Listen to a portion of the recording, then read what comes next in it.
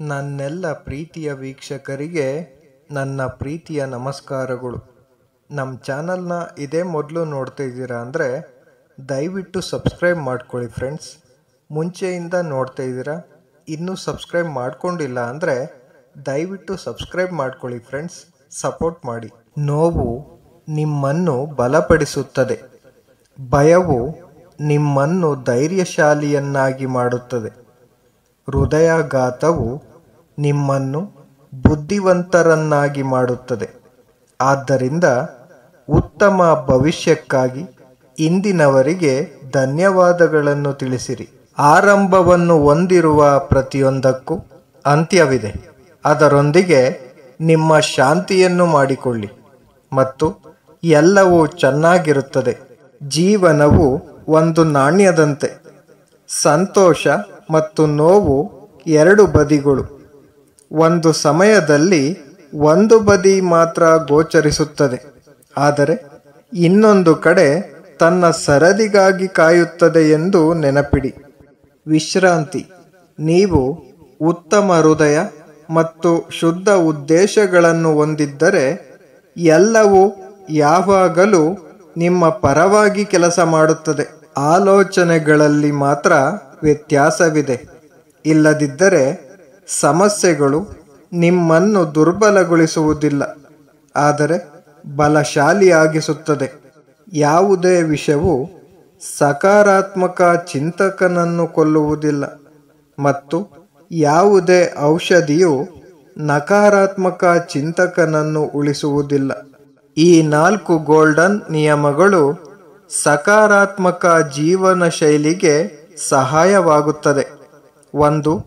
ನೀವು ಊಹಿಸುವ ಮೊದಲು ಸತ್ಯಗಳನ್ನು ಕಲಿಯಿರಿ. 2. ನೀವು ನಿರ್ಣಯಿಸುವ ಮೊದಲು ಏಕೆ ಎಂದು ಅರ್ಥ ಮಾಡಿಕೊಳ್ಳಿ. 3. ನೀವು ಯಾರನ್ನಾದರೂ ನೋಯಿಸುವ ಮೊದಲು ಅನುಭವಿಸಿ. 4. ನೀವು ಮಾತನಾಡುವ ಮೊದಲು ಯೋಚಿಸಿ. ಜೀವನವು ನಾವು ಪಡೆಯುವುದಲ್ಲ, ನಾವು ಮಾಡುವುದೇ ಜೀವನ. ನಿಜವಾಗಿಯೂ ನಿಮ್ಮ ಜೀವನವನ್ನು ಬದಲಾಯಿಸಲು ಬಯಸಿದರೆ ನೀವು ಮೊದಲು ನಿಮ್ಮ ಮನಸ್ಸನ್ನು ಬದಲಾಯಿಸಲು ಸಿದ್ಧರಾಗಿರಬೇಕು. ಯಾವುದನ್ನು ಎಂದಿಗೂ ಬಲವಂತ ಮಾಡಬೇಡಿ. ಅದು ಇರಲಿ, ಅದು ಆಗಬೇಕಾಗಿದ್ದರೆ ಅದು ಸಂಭವಿಸುತ್ತದೆ. ನೀವು ಯಶಸ್ಸನ್ನು ಬಯಸಿದರೆ ನಿಮ್ಮನ್ನು ನಿಯಂತ್ರಣದಲ್ಲಿಟ್ಟುಕೊಳ್ಳಿ, ಇತರರನ್ನಲ್ಲ. ದ್ವೇಷವು ದ್ವೇಷದಿಂದ ನಿಲ್ಲುವುದಿಲ್ಲ, ಆದರೆ ಪ್ರೀತಿಯಿಂದ ಮಾತ್ರ ಇದು ಶಾಶ್ವತ. ಒಂದು ಹೂವಿನ ಪವಾಡವನ್ನು ನಾವು ಸ್ಪಷ್ಟವಾಗಿ ನೋಡಿದರೆ ನಮ್ಮ ಇಡೀ ಜೀವನ ಬದಲಾಗುತ್ತದೆ. ಸಂತೋಷವಾಗಿರಿ, ಏಕೆಂದರೆ ಎಲ್ಲವೂ ಚೆನ್ನಾಗಿದೆ, ಆದರೆ ನೀವು ಎಲ್ಲದರಲ್ಲೂ ಒಳ್ಳೆಯದನ್ನು ನೋಡುತ್ತೀರಿ. ಆಸೆಗಳನ್ನು ಹತೋಟಿಯಲ್ಲಿ ಇಟ್ಟುಕೊಂಡಿರುವ ಮನುಷ್ಯ ಜೀವನದ ದುಃಖಗಳನ್ನು ನಿಯಂತ್ರಿಸಿಕೊಂಡಿದ್ದಾನೆ. ಶಿಸ್ತಿನ ಮನಸ್ಸು ಸಂತೋಷವನ್ನು ತರುತ್ತದೆ. ನನ್ನ ಕೆಲಸ ನನ್ನ ಹಣೆಬರಹ ಎಂದು ನಂಬುವವನು ಎಂದಿಗೂ ಸೋಲುವುದಿಲ್ಲ. ಅದು ಬರುತ್ತಿದ್ದರೆ ಅದನ್ನು ಬಿಡಿ, ಅದು ಹೋದರೆ ಅದನ್ನು ಬಿಡಿ. ಲಗತ್ತಿಸಬೇಡಿ ಮತ್ತು ನೀವು ಶಾಂತಿಯನ್ನು ಕಾಣುವಿರಿ. ಭೂತಕಾಲದಲ್ಲಿ ನೆಲೆಸಬೇಡಿ, ಭವಿಷ್ಯದ ಕನಸು ಕಾಣಬೇಡಿ. ವರ್ತಮಾನದ ಕ್ಷಣದಲ್ಲಿ ಮನಸ್ಸನ್ನು ಕೇಂದ್ರೀಕರಿಸಿ.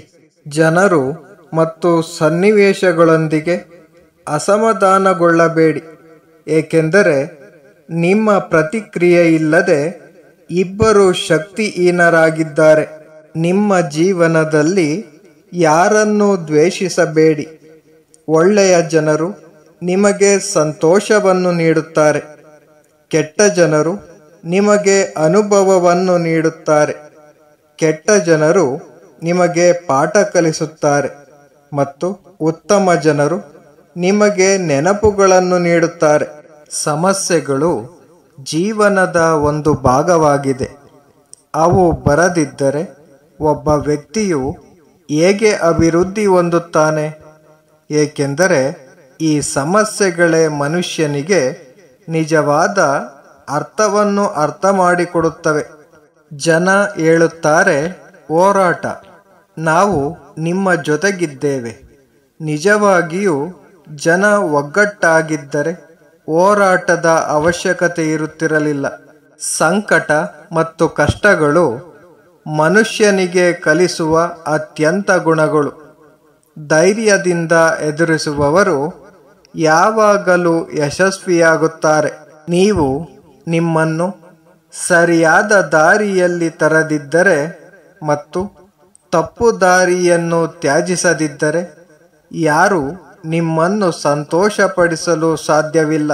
ನೀವು ನಿಮ್ಮೊಂದಿಗೆ ಸಮಯವನ್ನು ಕಳೆಯಲು ಪ್ರಾರಂಭಿಸಿದರೆ ನೀವು ಪ್ರಬುದ್ಧರಾಗಲು ಪ್ರಾರಂಭಿಸಿದ್ದೀರಿ ಎಂದು ನೀವು ಅರ್ಥ ಮಾಡಿಕೊಳ್ಳುತ್ತೀರಿ.